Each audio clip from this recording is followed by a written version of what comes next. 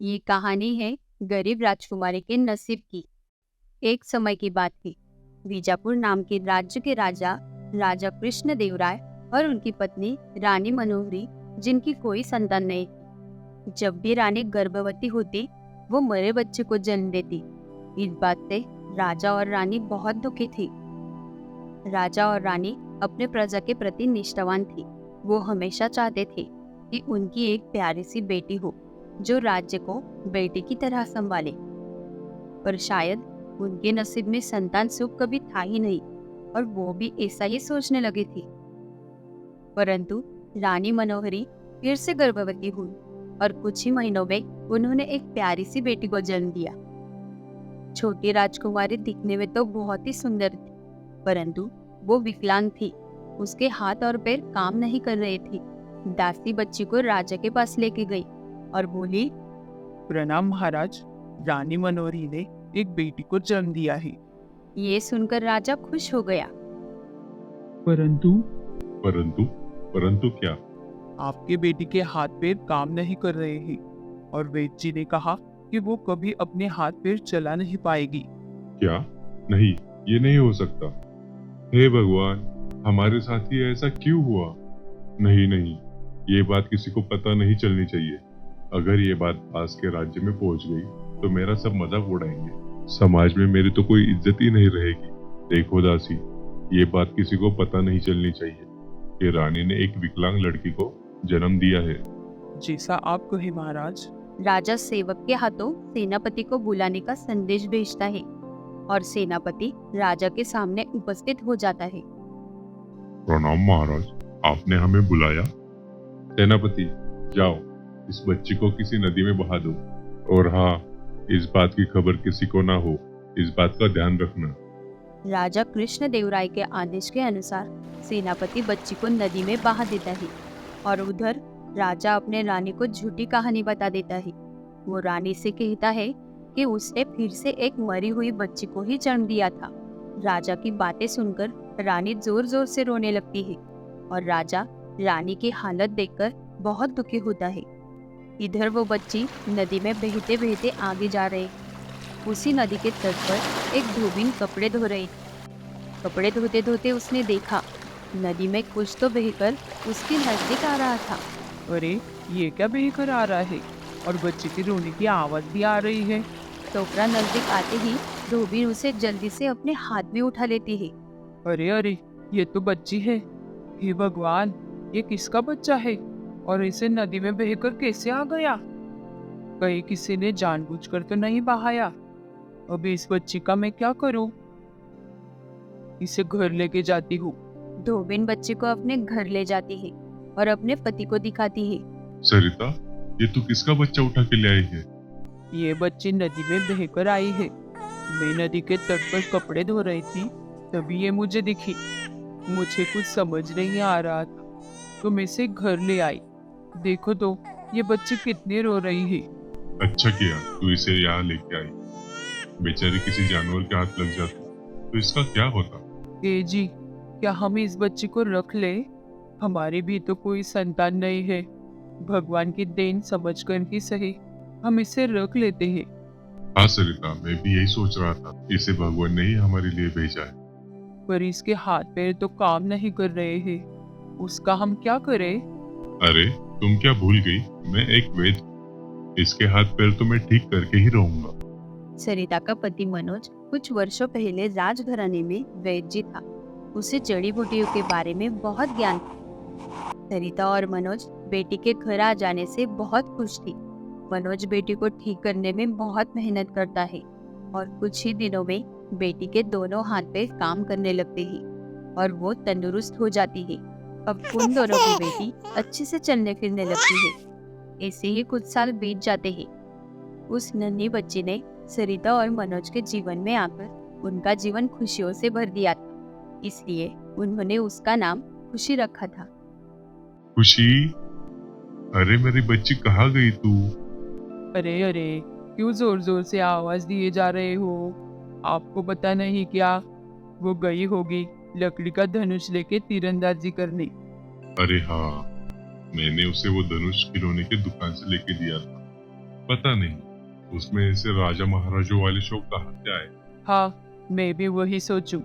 पर चलो, कोई नहीं, कुछ अलग सीख रही है हमारी बच्ची। थोड़ी देर में खुशी और उसके कमल चाचा वहां आ जाते हैं।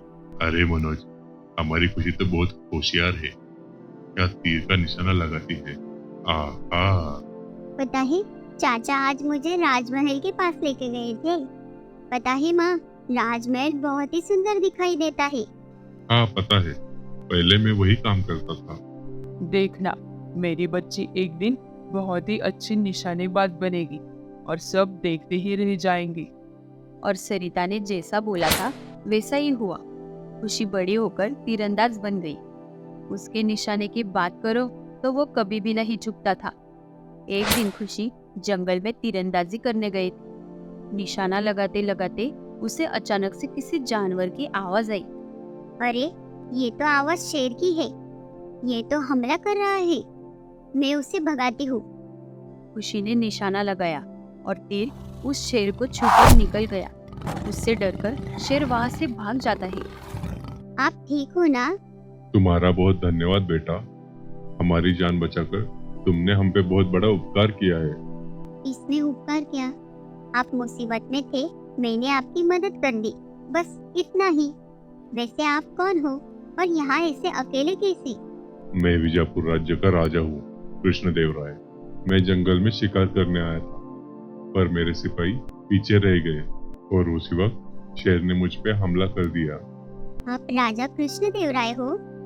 महाराज, मेरा प्रणाम स्वीकार करो। मैं खुशी, मनोज की बेटी। मेरे पिताजी कई साल पहले आपके राजमहल में ही वैद्य जी का काम करते थे। अरे, तुम मनोज की बेटी हो? तुमने तीरंदाजी कहाँ से सीखी?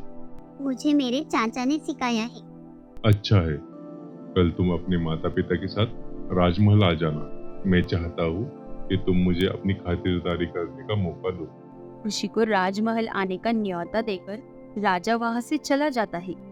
अगले दिन खुशी अपने माता पिता को लेकर राजमहल पहुंची। आओ मनोज, कैसे हो? बहुत वर्षों के बाद मुलाकात हुई। पता है, कल तुम्हारी बेटी ने मेरी जान बचाई। ये बहुत ही साहसी और होशियार है। हाँ महाराज, हमारी बेटी बहुत होशियार है। खुशी, इनसे मिलो। ये हमारी रानी है, रानी मनोहरी। प्रणाम महारानी। अरे, तुम तो बहुत ही प्यारी हो और तुम्हारा बहुत बहुत शुक्रिया। तुम ना होती तो ना जाने महाराज के साथ उस दिन क्या होता। अरे नहीं नहीं, ऐसा क्यों बोल रही हो आप? वो तो मेरा फर्ज था। पता नहीं बेटा, तुमसे मिलकर कुछ अलग ही महसूस हो रहा है, जैसे कि हमारा कोई नाता है। मनोज, जहाँ तक मुझे याद है, तुम्हारी तो कोई औलाद नहीं थी। जी महाराज, आपने सच कहा, हमारी कोई संतान नहीं। और इस बात से मैं और मेरी पत्नी बहुत दुखी रहते। परंतु एक दिन हमारे पास भगवान ने एक परी भेजी, जिसके आने से हमारा जीवन खुशी से भर गया। और वो कोई और नहीं, मेरी बच्ची खुशी है। ये हमारी खुद की औलाद नहीं है, पर हमने इसे दिल के टुकड़े के जैसे पाला है। अच्छा, पर आपको ये कहाँ मिली? एक दिन मैं नदी के तट पर कपड़े धो रही थी, तब सरिता राजा को उस दिन की सब कहानी बताती है, जिसे सुनकर राजा कृष्णदेव राय चौंक जाते हैं और अचानक से उनके मुंह से बात निकलती है।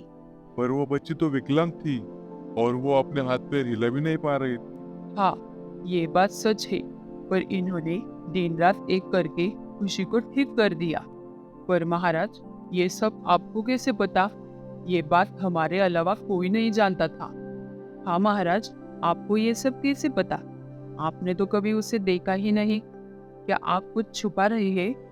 राजा को समझ नहीं आ रहा था कि रानी के इस प्रश्न का उत्तर दे तो कैसे दे। आप चुप क्यों बैठे हो महाराज? मेरे प्रश्न का उत्तर दीजिए। मुझे पता है, क्योंकि ये हमारी ही बेटी है। जब आपने इसे जन्म दिया तो ये विकलांग थी, इसके हाथ पैर काम नहीं कर रहे थे। मैंने इसे विकलांग समझकर सेनापति के हाथों पानी में बहा दिया। ये मैंने कैसा पाप कर दिया रात? जिस बच्ची को मैंने मरने के लिए छोड़ दिया था, उसी बच्ची की वजह से मैं आज जिंदा। शायद इसी वजह से मैं कभी बाप नहीं बन पाया। मुझसे बहुत बड़ी गलती हो गई रानी, बहुत बड़ी गलती। ये आपने क्या कर दिया महाराज? आपके वजह से मैं इतने दिन बच्चों के लिए तड़पती रही, और तो और आपने मुझसे इतना बड़ा झूठ बोला कि मैंने एक मरी बच्ची को जन्म दिया था। ये आपने बिल्कुल भी ठीक नहीं किया महाराज। हमें माफ कर दो रानी मनोहर, और हम तुमसे भी माफी मांगते हैं खुशी। अपने इस लाचार बाप को माफ कर दो बेटा, और अपने घर लौट आओ। राजा की बात सुनकर सरिता और मनोज बहुत दुखी हो गए। उन्हें लगा कि वो अब खुशी को खो देंगे। महाराज, मैं आपसे नाराज नहीं हूँ, पर मैं अपने माता पिता को छोड़कर आपके पास नहीं आ सकती। इन्होंने मुझे कभी भी किसी बात की कमी नहीं रखी, मुझे बहुत प्यार दिया, तो उनके प्यार के बदले मैं उनको दुख नहीं दे सकती। पर हाँ, अब कि मैं जान गई हूँ कि आप ही मेरे असली माता पिता हो, तो आप जब बोलो तब मैं आपको मिलने आ जाऊंगी, और आप भी मुझे मिलने आ सकते हो। ये कहकर खुशी ने राजा और रानी का भी मान रखा और अपने माता पिता को भी दुखी नहीं होने दिया।